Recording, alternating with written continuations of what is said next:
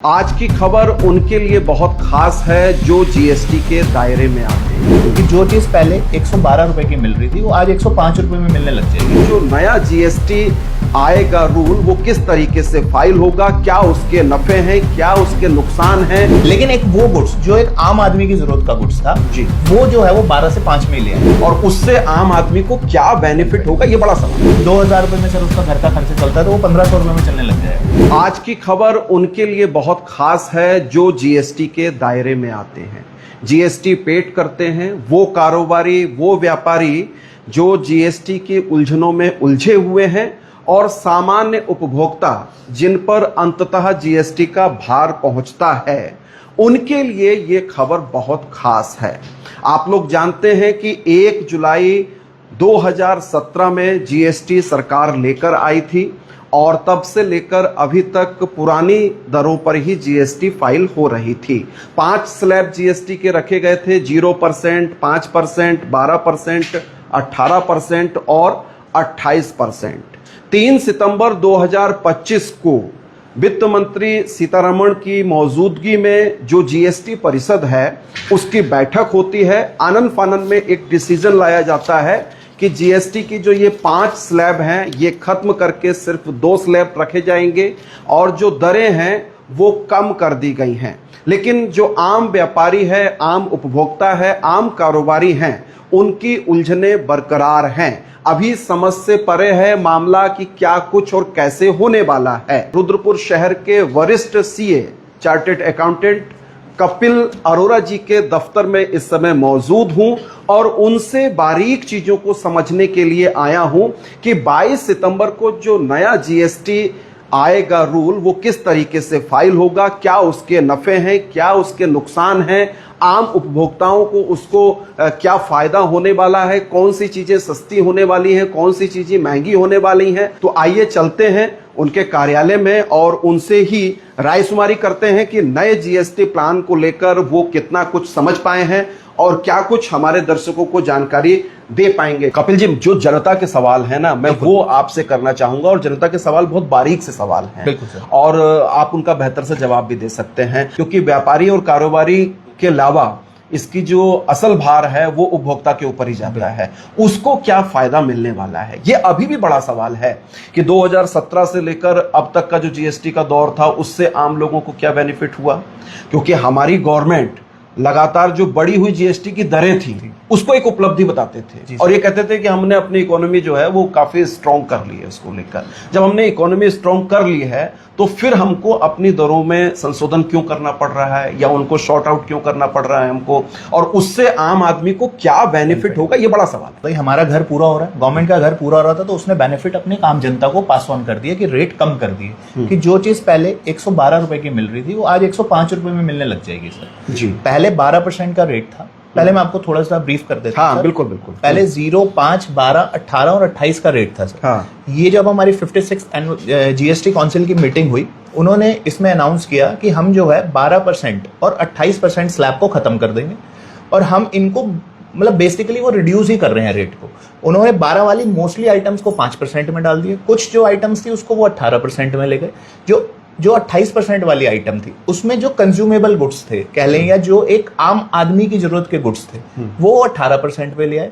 उसके अलावा उन्होंने एक सिन और लग्जरी गुड्स को माना कि सिन मीन्स जैसे टबैको, सिगरेट, तंबाकू वगैरह जितनी चीजें या कोई लग्जरी आइटम है, जैसे कोई आपके पास व्हीकल है जो अराउंड 1500 सीसी से बड़े इंजन का है, मतलब एक वो उन्होंने वो चीज सोची कि जो एक आम आदमी के मतलब कोई एक जो लग्जरी की आइटम है, मतलब एक अमीर आदमी जो लेना चाहता है, तो इसीलिए उन्होंने उसका रेट बढ़ा के 40% कर दिया। ये जो सिन प्रोडक्ट्स हैं जो आप बता रहे हैं, तंबाकू है, सिगरेट है या अन्य नशीले पदार्थ हो सकते हैं और भी बहुत सारी चीजें हैं, तो वो जो स्लैब है वो 28 से अब 40% पहुंच जाएगा। बिल्कुल सर, गवर्नमेंट भी चाहती है कि उसकी सेल कम हो जाए सर। अच्छा, तो इसीलिए उन्होंने 40% पे कर दिया सर। नहीं, अब जो ये सब चीजें मतलब बहन करते हैं, कंज्यूम करते हैं, तो मुझे नहीं लगता कि शायद उनकी सेहत पे कोई फर्क पड़ना है और रेवेन्यू जो है सरकार का जरूर बढ़ जाएगा इससे सर। लेकिन घट भी तो गया। लेकिन इसमें एक बड़ा सवाल यह है कि जो हमारी जीवन रक्षक दवाएं हैं, बिल्कुल सर, कीटनाशक से संबंधित चीजें हैं, खेती से संबंधित चीजें हैं, या जो रोजमर्रा की चीजें हैं जैसे रसोई गैस का सिलेंडर हो गया, साग सब्जी हो गई, राशन, एफएमसीजी के गुड्स हो गए। Yes, yes yes. तो उस पर क्या असर पड़ा सर? वो मोस्टली 12% में थी आइटम्स, उनको घटा के या तो 5 में ले आए हैं और 5 से कुछ आइटम को 0 पे ले गए हैं। लेकिन कुछ एक प्रोडक्ट्स ऐसे थे जो 12% से ऊपर में थे, तो वो 18 में चले गए हैं। जो 12% में कुछ थे, हाँ। जो एक आम आदमी से जुड़े हुए नहीं थे, जो B2B ट्रांजेक्शंस के गुड्स थे, उसमें कुछ को वो ले गए हैं 18% में। मोस्टली वही आइटम ले गए जैसे सर्विस है, जैसे ट्रांसपोर्ट सर्विस थी सर, वो फॉरवर्ड चार्ज में 12% में आती थी, उसको वो 18% में ले गए हैं। लेकिन एक वो गुड्स जो एक आम आदमी की जरूरत का गुड्स था जी, वो जो है वो 12 से 5 में ले आए हैं। जैसे आज की डेट में बाइक जो है वो 18% में आ गई है। जो हमारी कार थी 1500 सीसी से कम में 4400 का उन्होंने मिलीमीटर का वो दिया कि साइज का, वो घट के भी 18% में आ गई है। इसके अलावा जो व्हीकल्स हैं वो 40% में चले गए हैं। सिन गुड्स जो हमने बताया कोई अल्ट्रा लग्जरी गुड्स है। पहले हमारी इलेक्ट्रॉनिक आइटम्स थी सर, LED, फ्रिज जो एक घर पे यूज होती थी, वो पहले 28% पे थी, अब 22 तारीख के बाद वो सीधा 18% पे आ जाएगी। तो एक आम आदमी को आज की डेट में सीधा 10% का सर बेनिफिट है। सरकार ने ये फैसला क्यों लिया होगा? सवाल यही उठता है कि आप 7-8 साल बढ़ी हुई जीएसटी की दरों को आप बेनिफिट्स बता रहे थे और अपनी इकोनॉमी के लिए बहुत जरूरी बता रहे थे, हमको यही बताया गया, और अब उसको हम कम क्यों कर रहे हैं? क्योंकि जबकि हम लोग आदी हो चुके हैं उसका। क्या अमेरिकी टैरिफ का भी इस पे कोई दबाव है, या इंटरनेशनल जो पूरी इकोनॉमी है उसके अंतर्गत भी कुछ चीजें हम प्रभावित हो रही हैं?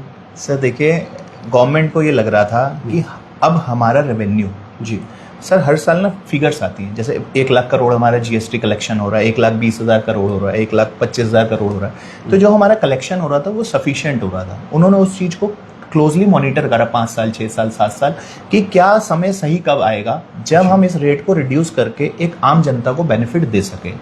तो जब उन्हें लगा कि यार अब हमारा रेवेन्यू अच्छा खासा आ रहा है, तो जो एक आम आदमी की पहुंच की चीज़ें हैं, तो उनको देखो सर एडवाइजर्स होते हैं सबके, उन्होंने उनको एडवाइस किया कि क्या हम इसको कम कर दें, जिससे कि एक आम आदमी जिसको एक मतलब 2,000 रुपये में सर उसका घर का खर्चा चलता है, तो वो 1,500 रुपये में चलने लग जाएगा। तो 500 रुपये का एक आम आदमी के लिए तो बेनिफिट बहुत बड़ा है सर। एक कर आने के बाद जो चीजें हैं वो सस्ती होने के बजाय तब महंगी हो गई थी, और आज वो जो बढ़ी हुई कीमतें हैं वो घट रही हैं। इसको आप किस तरीके से? नहीं सर, आप मतलब देखो 7 साल 8 साल पुरानी बात है, लेकिन इसमें ऐसा नहीं था कि रेट्स बहुत बढ़ गए थे। रेट तो देखो अपने इन्फ्लेशन के हिसाब से बढ़ते हैं सर। आज की डेट में कोई रेट है, वो आप डीजल पेट्रोल ले लो सर, रेट उस पर जीएसटी नहीं है, वो भी एक दर के हिसाब से रेट बढ़ रहा है सर। तो ऐसा नहीं कह सकते कि हम गुड जीएसटी लगने के बाद कोई रेट में चेंजेस आ गए थे, वो एक इन्फ्लेशन होता है सर, तो उसके हिसाब से रेट बढ़ते हैं। बड़ी बात आपने यही कही दर्शकों की डीजल और पेट्रोल का मसला उठाया, और हर व्यक्ति डीजल पेट्रोल इस्तेमाल करता है। कारें सस्ती हो रही हैं, मोटरसाइकिल सस्ती हो रही हैं, क्या डीजल और पेट्रोल भी सस्ता होगा? सर पूरी उम्मीद है, गवर्नमेंट इस पे वर्किंग कर रही है कि डीजल और पेट्रोल को भी जीएसटी के दायरे में ले आएंगे। देखो वील वेट कब आ सकता है, हो सकता है गुड न्यूज़ बहुत जल्दी भी आ जाए। एक छोटा सा मसला आता है, एक दवा आती है इंसुलिन, जो शुगर के पेशेंट्स के लिए लिया जाता है।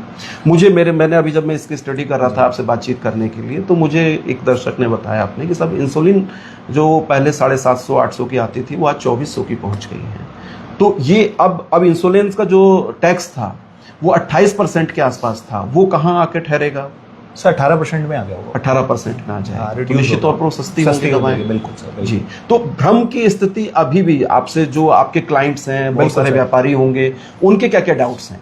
सर बताता हूँ। सबसे पहले तो जो सबको लग रहा है जी कि मेरे पास बहुत सारे लोगों के फोन आ रहे हैं कि आज जो जीएसटी रेट 12% पे था वो उनके स्टॉक में पड़ा हुआ है सर। अब वो 22 तारीख के बाद किस रेट पे बिकेगा? तो अगर उन्होंने चाहे 12% में भी लिया हुआ था, तो अब वो 22 तारीख के बाद उस पर 5% जीएसटी ही लगेगा। तो ये सबको बहुत कंफ्यूजन हो रहा था जी, कि मतलब ये बहुत बड़ा सवाल आपने उठाया, क्योंकि अब ये त्योहारी सीजन शुरू हो जाना है, दिवाली है, दशहरा है, तमाम सारी चीजें अब शुरू हो जाएंगी। 2-4 दिन ये श्राद्ध पक्ष खत्म होगा और त्योहारी सीजन शुरू हो जाना है। और त्योहारी सीजन की जो तैयारी है, हमारे व्यापारी लोग वो 5-6 महीने पहले से करने शुरू कर देते हैं। तो वो बढ़ी हुई जीएसटी की रेट पर उन्होंने सामान परचेज किया था, अब वो सस्ते में जाएगा। तो ये कैसे मैनेज कैसे होगा सर? इसमें ट्रेडर का कोई लॉस नहीं है सर। अच्छा, उसके पास जो स्टॉक में माल रखा हुआ है वो कैसे आप मैनेज करेंगे? उन्होंने सर 100 रुपए का खरीदा था जी, 100 रुपए का था, उस पर 12% जीएसटी लग गया था सर, 112 रुपए का उन्हें मिला था। ठीक है। आज वो 100 रुपए का अगर उसे या 101 रुपए का है जो भी अपने प्रॉफिट के साथ बेचेंगे, उस पर 5% जीएसटी लगाएंगे। जो डिफरेंस का 7 रुपए है वो उनके आईटीसी लेजर में खड़ा हुआ है जीएसटी में। अच्छा। तो उनका वो धीरे धीरे कंज्यूम हो जाएगा, तो उनको कोई लॉस नहीं है सर। लेकिन हाँ, जो 7% का बेनिफिट है वो कस्टमर को पास ऑन हो जाएगा सर। अगर मान लो 12% वाली आइटम 5% में हो गई, तो क्या 7% को हमें रिवर्स करना है? तो इसका आंसर है नो, आपको 7% को रिवर्स नहीं करना है। आपके वो आईटीसी में खड़ा है, वो इलिजिबल है क्योंकि उसका रेट कम हुआ है, वो एग्जम्प्ट नहीं हुआ। लेकिन हाँ, अगर आपका कोई गुड्स जो 5% या 12% में था वो अब 0% में पहुंच गया है, तो उस पे आपको आईटीसी को अपने बुक्स में रिवर्स करना है सर। ये एक बहुत इंपॉर्टेंट पॉइंट है कि अगर कोई पहले जो टैक्सेबल थी वो आज एग्जम्प्ट हो गई है, तो मतलब आपका वो अब उस पर टैक्स नहीं लगना। तो जो आपने उस पर आईटीसी क्लेम किया हुआ है उसको आपको रिवर्स करना है जी। इसका असर क्या पड़ेगा, खासतौर पर हमारी इकोनॉमी पे क्या असर पड़ेगा, जबकि एक तरफ अमेरिका बिल्कुल टैरिफ लगाए खड़ा हुआ है और अन्य मुल्कों की भी जो अर्थव्यवस्थाएं हैं वो हमको लगातार जो है कचोटने का काम कर रही हैं, कहीं ना कहीं परेशान करने का काम कर रही हैं। ऐसे में जो हमने अपने टैक्सेस कम किए हैं तो हमारी अर्थव्यवस्था पर असर क्या पड़ना चाहिए? सर देखिए, आप आज की डेट में हम वर्ल्ड इकोनॉमी की बात करते हैं तो सारी तरफ रिसेशन की बातें होती हैं, लेकिन इंडिया में अभी उस तरीके का माहौल नहीं है। और गवर्नमेंट ने इतना जबरदस्त स्टेप लिया है नियर दिवाली की, इस टाइम सबसे ज्यादा कंजम्पशन होता है। ये सही वक्त था? बिल्कुल सही समय था सर जी, क्योंकि ये कंजम्पशन का टाइम होता है सर। आप भी दिवाली में कपड़े खरीदते हो, आप घर के लिए सामान लेते हो, आप इलेक्ट्रॉनिक आइटम्स लेते हो, आप बाइक खरीदते हो, आप गाड़ी खरीदते हो, तभी सब सेलें आती हैं सर। तो इस टाइम कंजम्पशन सबसे ज्यादा हो जाता है सर। तो जब हमारे रेट कम हुए तो एक बंदे की परचेजिंग पावर बढ़ जाती है सर। जो पहले आइटम मान लो मैंने खर्च करने थे 150 रुपए सर, अब वो 28% वाली आइटम 18% में आ गई। तो जो मेरे को 150 रुपए में चीजें मिलनी थी, अब मुझे 150 रुपए में 10% चीजें फालतू मिलने लग जाएंगी, तो मेरा कंजम्पशन बढ़ जाएगा।